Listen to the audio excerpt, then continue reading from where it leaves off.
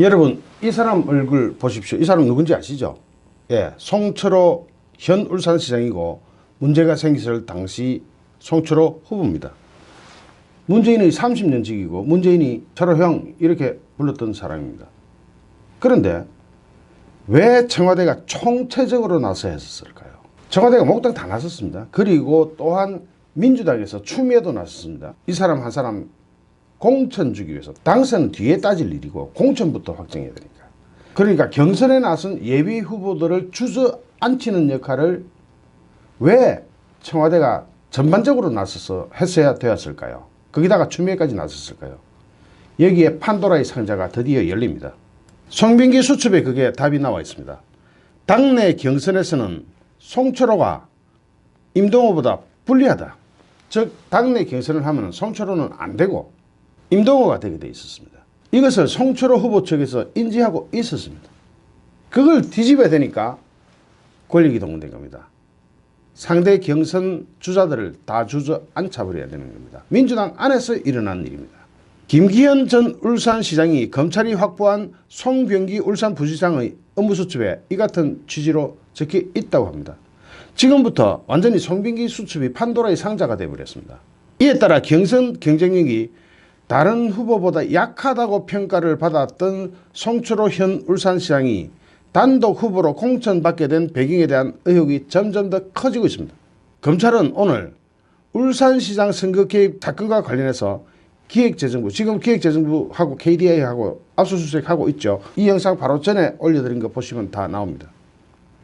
전격적으로 압수수색을 했거든요. 왜 그럴까요? 중앙일보 취재를 종합하면 지난해 초 민주당 울산시장 후보는 송철호, 그리고 임동호, 그리고 심규명 변호사, 이런 세 사람이 경쟁하는 구도였습니다. 그러나 경선에서 송철호가 더불어민주당 후보로 정해질 가능성에 대한 의구심이 많았다고 합니다. 안 되는 거죠. 송철호는 안 되겠다. 왜 안 되는지 이유가 또 나옵니다. 송철호가 8번의 선거를 치르면서 민주당, 무소속, 민노당, 다시 민주당 이렇게 수차례 당적을 옮기던 철새였습니다. 그러다 보니까 민주당 당원들의 표심을 잡을 수가 없었습니다. 반면에 임동호 민주당 전 최고위원은 민주당이 울산에서 민주당이 지역 지지 기반을 충분히 다지지 못했을 때부터 지역 정당 활동을 하면서 기반을 다진 덕에 당원들에게서는 큰 지지를 받는 상황이었다고 합니다. 이런 사람과 경쟁을 하게 되면 송철호는 날아가는 거죠. 이에 임동호 전 최고위원과 심 변호사 등 경쟁 후보들은 경선이 치러지면 된다 하고 기대하고 경선을 준비했다고 합니다. 심지어 이들은 지난해 4월 2일 서울 여의도 더불어민주당 당사에서 10분간 면접도 치렀습니다. 그러나 당은 불과 하루 만에 송철호를 단독 후보로 공천해버렸습니다. 여기에 추미애가 관련이 있을 거라는 거죠. 그 당시 당대표가 추미애였습니다. 그래서 추미애 검증할 때 이거 분명히 짚고 넘어가야 됩니다. 당시 공천관리위 관계자는 단수 후보자는 심사 총점 및 공천 적합도 조사 점수에서 현격한 차이가 나서 그렇게 결정했다고 이야기했습니다. 그러나 현직 울산시장도 아니고 당적까지 수차례 바꾼 송철호가 상대 후보들과 현격한 차이가 난다는 것은 말도 안 된다는 게 울산 정가의 중론입니다. 당시 임동호 전 최고위원과 심 변호사는 송철호 단수 공천은 당헌 당규를 어긴 행위라고 반발하면서 재심 신청을 냈습니다. 그러나 이것도 기각했습니다. 이 기각할 때도 추미애가 관련되어 있을 겁니다. 왜냐?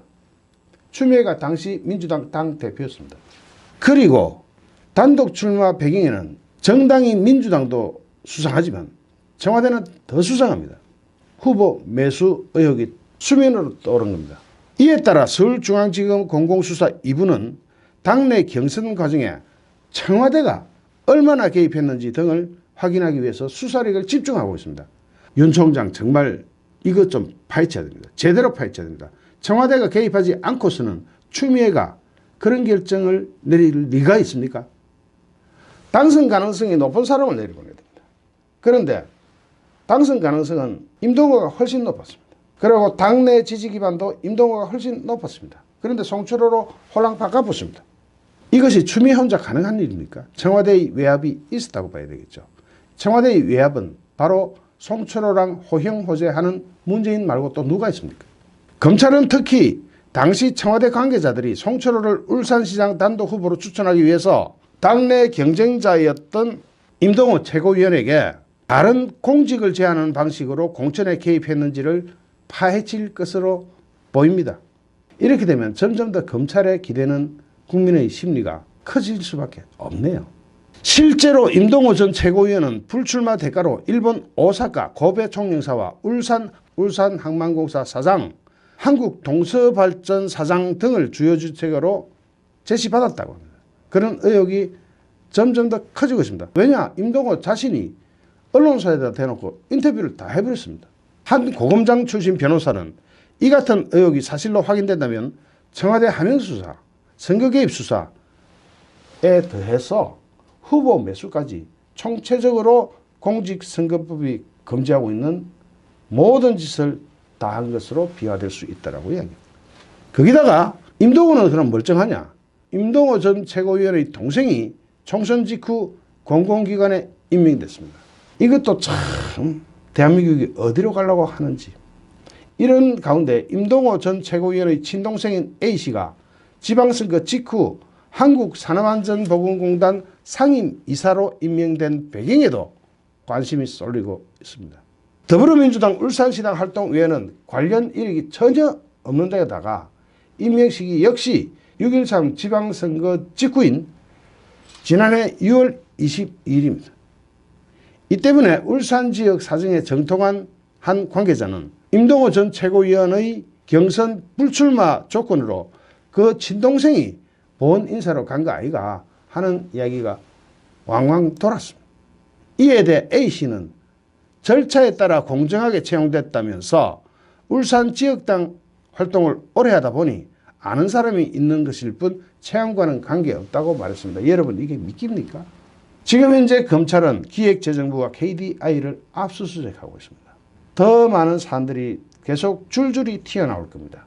구독자 여러분들이 저희 RMB 뉴스에 알람을 켜놓으실 필요가 있습니다. 제가 이런 영상 올릴 때마다 적시적시 받아보실 수가 있기 때문에 구독에서 그치지 말고 알림 이것이 되어 있는지 다시 한번 확인을 해 보셔야 합니다. 그래야 속보를 계속 받아보실 수가 있습니다. 이상 RMB 진짜 뉴스 정광용이었습니다. 감사합니다.